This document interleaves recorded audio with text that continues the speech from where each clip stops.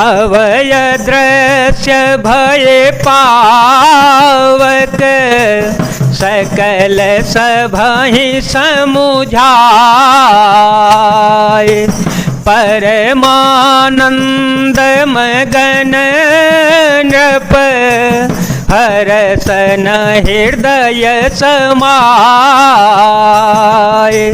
मंगल भवन मंगल हारे ध्रुव हो सो दशरथ अजेर विहारे राम सिया राम सिया राम सिया राम सिया राम जय जय राम। तदंतर अग्निदेव सारी सभा को समझाकर अंतरित ध्यान हो गए। राजा परमानंद में मग्न हो गए। उनके हृदय में हर्ष समाता न था। तब ही राय प्रिय नारी बुलाई तब ही राय प्रिय नारी बुलाई कौशल्या दिता चली आई हरद भाग कौशल्य ही दीना उभय भाग आधे कर कीना के कई कहन पैसो दयो रहो सो भय भाग पुनि भयो कौशल्या के कई हाथ धरे दिन सुमिंत्र ही मन प्रसन्न करे। उसी समय राजा ने अपनी प्यारी पत्नियों को बुलाया। कौशल्या आदि सब रानियां वहां चली आईं। राजा ने पायस का आधा भाग कौशल्या को दिया और शेष भाग आधे का 2 भाग किए। वह उनसे एक भाग राजा ने कैकेयी को दिया। शेष जो बच रहा उसके फिर 2 भाग किए और राजा ने उनको कौशल्या और कैकेयी के हाथ पर रखकर अर्थात उनकी अनुमति लेकर और इस प्रकार उनका मन प्रसन्न करके सुमित्रा को दे दिया। एहि विधि गर्भ सहित सब नारी एहि विधि गर्भ सहित सब नारी भई हृदय हर्षित सुख भारी जा दिन ते हरि गर्भ ही आए सकल लोक सुख संपत्ति छाए मंदिर मह सब राज ही रानी शोभाशील तेज की खानी सुख जोत कछुक काल चली गयो जय प्रभु प्रगट सो अवसर भयो राम सिया राम सिया राम सिया राम सिया राम जय जय राम। इस प्रकार सब स्त्रियां गर्भवती हो गईं। वे हृदय में बहुत हर्षित हो गईं। उन्हें बड़ा सुख मिला। जिस दिन से श्री हरे लीला से ही गर्भ में आए सब लोकों में सुख और संपत्ति छा गई।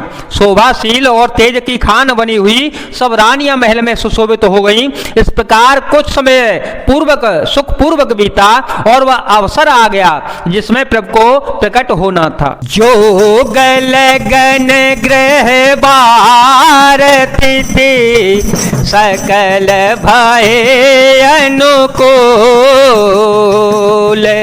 चरय रोचर हर सजोत राम जन्म सुख मूल मंगल भवन मंगल हारे ध्रुव हो सो दशरथ अजेर विहारे राम सिया राम सिया राम सिया राम सिया राम जय जय राम। योग लग्न ग्रह वार और तिथि सभी अनुकूल हो गए। जल और चेतन सबके हर्ष से भर गए, क्योंकि श्री राम जी का जन्म सुख का मूल है। नवमी तिथि मधुमास पुनीता, नवमी तिथि मधुमास पुनीता, शुक्ल पक्ष अभिजित हरि पीता, मध्य दिवस अति शीतन घामा, पावन काल लोक विश्राम, शीतल मंद सोर भी बहवाओ, हर्षित सोर संतन मन चाओ, बन को सुमित गिरि गण मनियारा, नवहि सकल सरितामृत धारा, सो अवसर विरचि जव जाना, चले सकल सुर साजे विमाना, गगन बिमल संकुल सुर जूथा, गावहि गुण गंधर्व वरोथा, राम सिया राम सिया राम सिया राम, सिया राम जय जय राम। पवित्र चैत का महीना था, नवमी तिथि थी, शुक्ल पक्ष और भगवान का प्रिय अभिजीत मुहूर्त था। दोपहर का समय था, न बहुत सर्दी थी न धूप गर्मी थी। वह पवित्र समय सब लोगों को शांति देने वाला था। शीतल मंद सुगंधित पवन बह रहा था, देवता हर्षित हो रहे थे और संतों के मन में बड़ा भारी चाव था। वन फूले हुए थे, पर्वतों के समूह मड़ियों से जगमगा रहे थे और सारी नदियां अमृत की धारा बहा रही थी। जब ब्रह्मा जी ने वह भगवान के प्रकट होने का अवसर जाना, तब उनके समेत सारे देवता विमान सजा सजा कर चल पड़े। निर्मल आकाश देवताओं के समूहों से भर गया।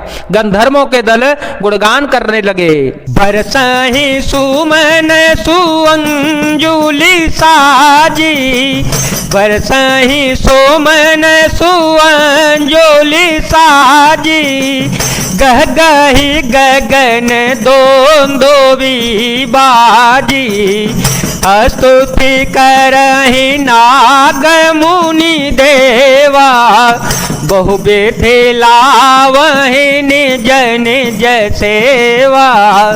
राम सिया राम सिया राम सिया राम, सिया राम जय जय राम।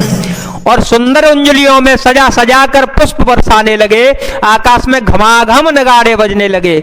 नाग मुनि देवता स्तुति करने लगे और बहुत प्रकार से अपनी अपनी सेवा उपहार भेंट करने लगे। सुर समूह विनती करे, पहुँचे निज निज धाम, जग निवास प्रभु प्रगटे, अखिल लोक विश्राम।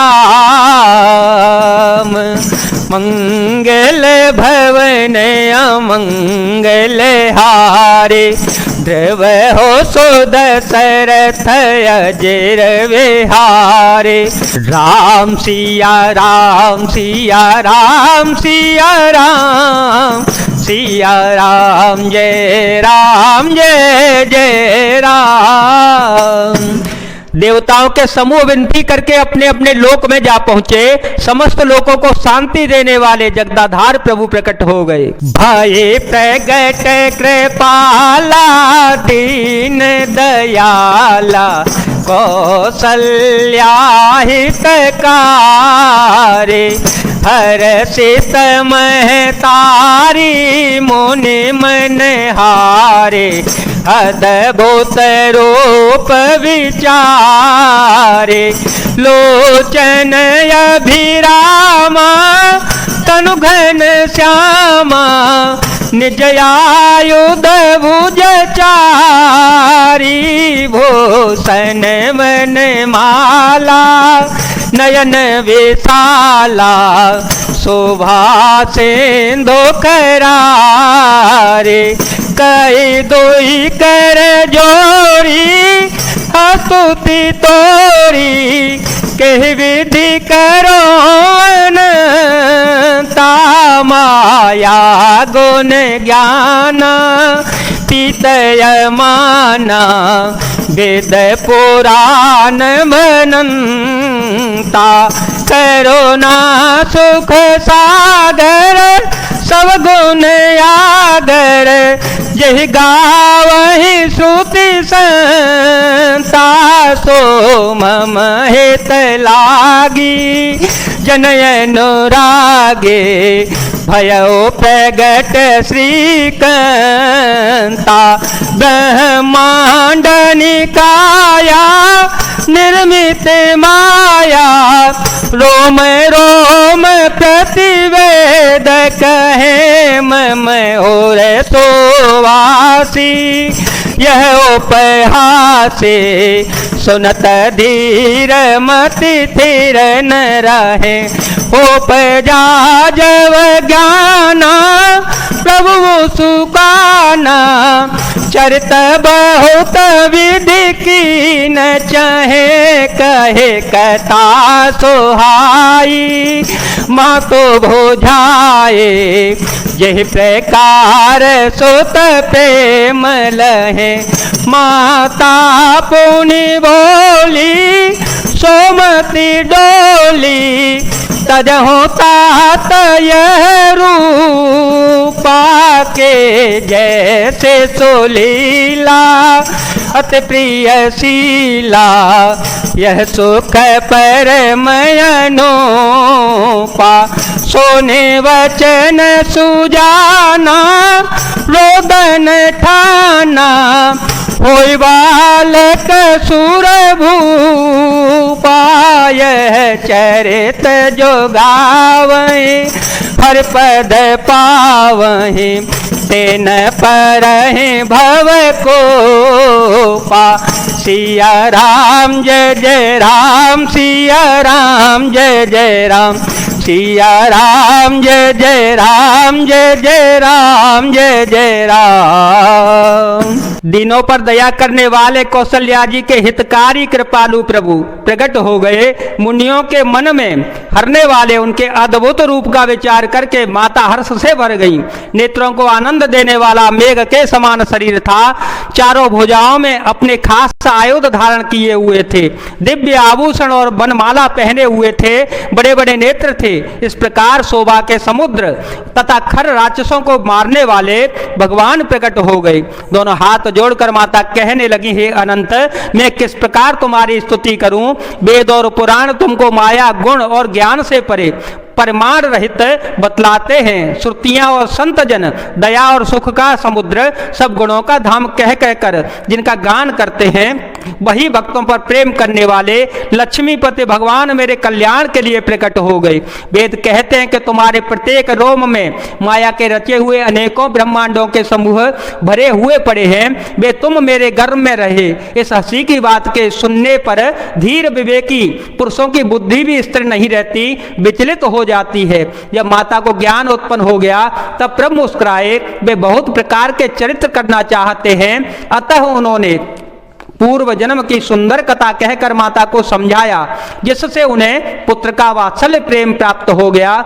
भगवान के प्रति पुत्र भाव हो जावे। माता की वह बुद्धि बदल गई। तब वह फिर बोली, हे तात, यह रूप छोड़कर अत्यंत प्रिय बाल लीला करो। मेरे लिए यह सुख परम अनुपम होगा। माता का यह वचन सुनकर देवताओं के स्वामी सुजान भगवान ने बालक रूप धरकर रोना शुरू कर दिया। तुलसीदास जी कहते हैं कि जो चरित्र गान करते हैं वे श्री हरि पद का पाते हैं और फिर संसार रूपी कूप में नहीं गिरते।